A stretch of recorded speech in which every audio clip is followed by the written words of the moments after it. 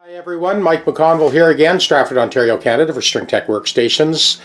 Jeff is another collector that has a bunch of guitars that need some tender loving care. This is a Duesenberg, super craftsmanship.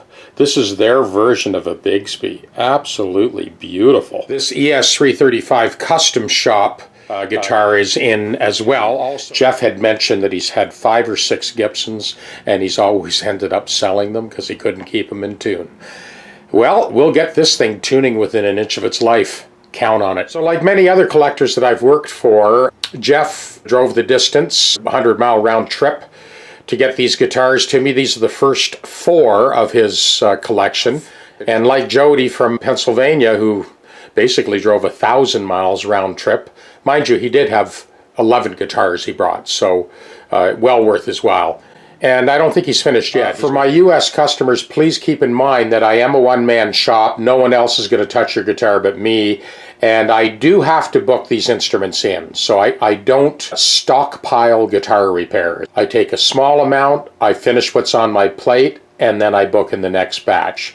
So please, before shipping or driving up, contact me. If you are shipping, please let me know well ahead of time. I'll need to give you the proper HS codes for importing and exporting.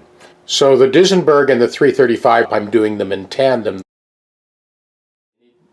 One of the things you need to understand is the truss rod goes up the center of the neck. The neck does not necessarily react nice and even, treble side, bass side. This is another example of a trade where bigger is not better, better is better. I've had 4 guitars in the last week where the strings were hiked up because the guitar was buzzing. That's not the solution.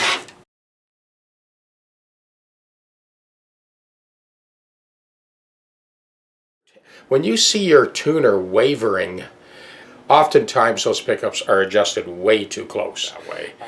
Each guitar I do, I start with a nut blank and I intonate specifically for the gauge of string, the scale length, and the tuning.